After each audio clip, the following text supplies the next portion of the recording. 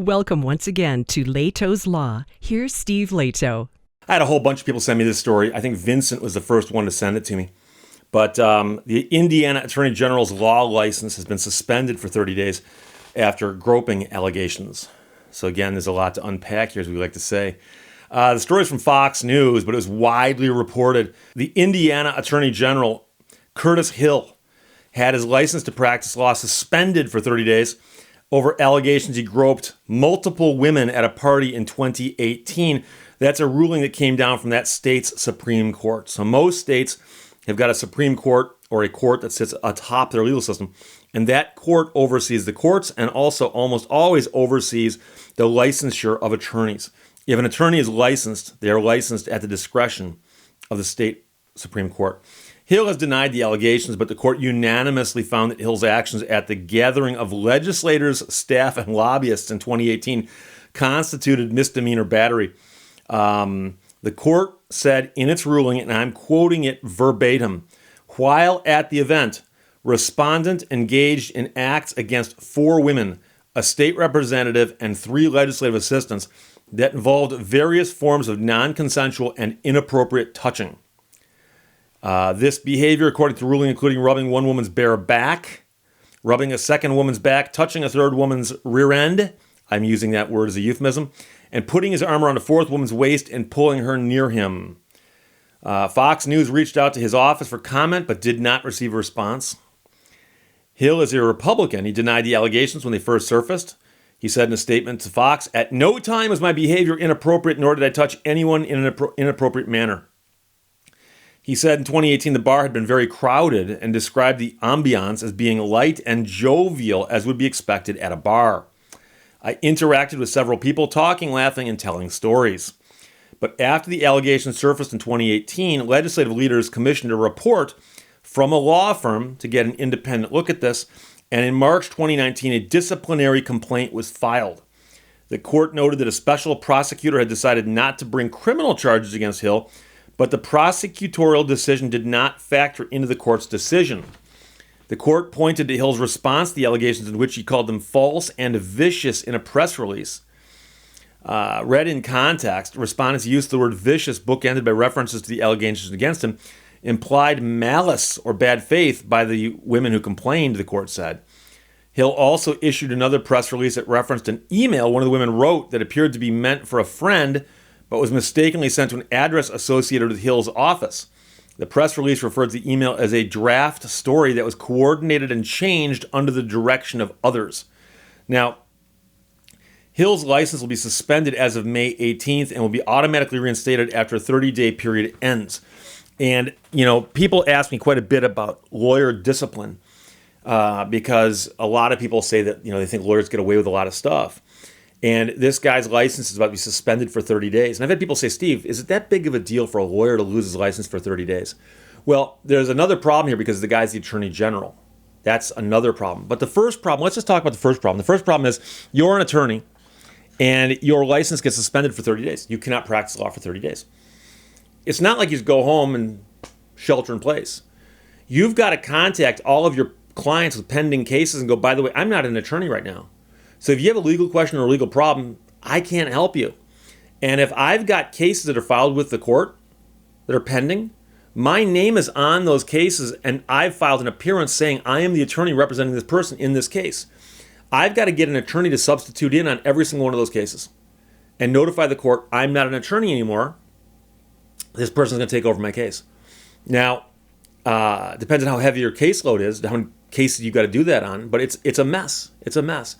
And so that 30-day suspension is a bad thing. Even if it's a 1-day suspension. I know people say, Steve, it's a 1-day suspension. You wouldn't do that, would you? You better do that because they'll check. They're going to check. Trust me, they'll follow up to make sure that you did the right thing.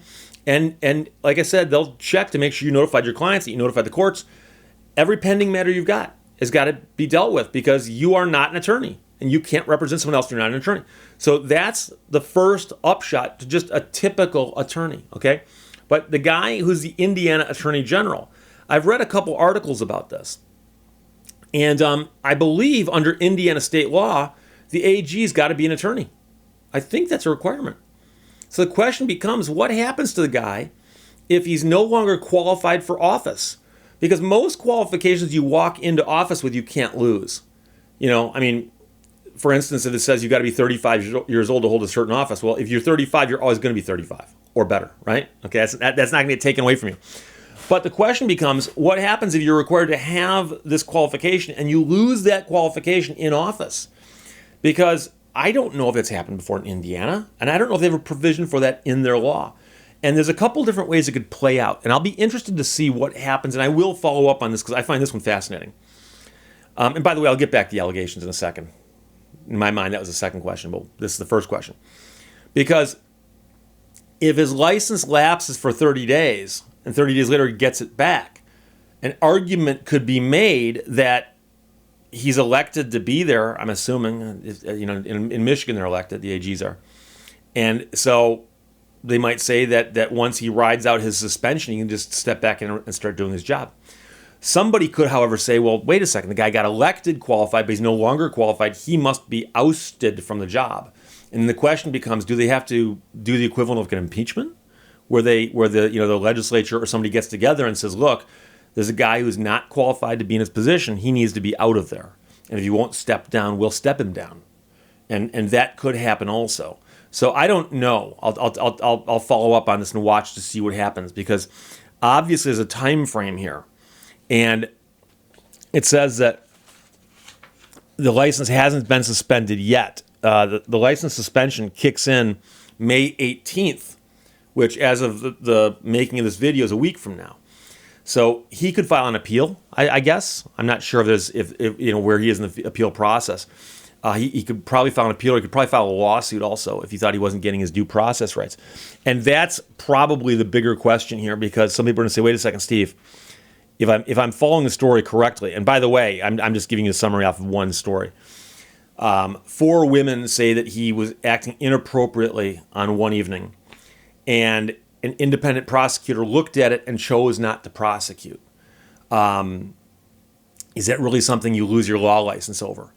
And the answer to that, of course, is you could, because the law license does not require you to commit a crime or be convicted of a crime to lose your license or to be sanctioned. It has a whole list of things that you cannot do, and among them are you cannot behave in a way that appears to be improper, the appearance of impropriety. And so, it sounds like there's certainly enough here, if you had credible witnesses on this, that this is something that could get pretty much any attorney in trouble, okay? So the fact that it's a high-profile attorney means it makes the news. This has probably happened on a lesser scale with less famous people all across America, other states. So that's not that big of an issue. But the question is, if it were you and you were the AG and your license got suspended for 30 days, what could you do? And I know that in Michigan, there have been a couple of high-profile cases recently. In fact, I talked about Judge Brennan, the judge that got convicted of a crime while she was a seated judge, or at least she had been at the time that she committed the crimes. And there was a whole process. I mean, they took that all up to the Michigan Supreme Court with hearings and so on, trying to do what damage control they could with respect to her license. They ultimately failed on that, and she's no longer an attorney. But there usually is an entire process you can go through.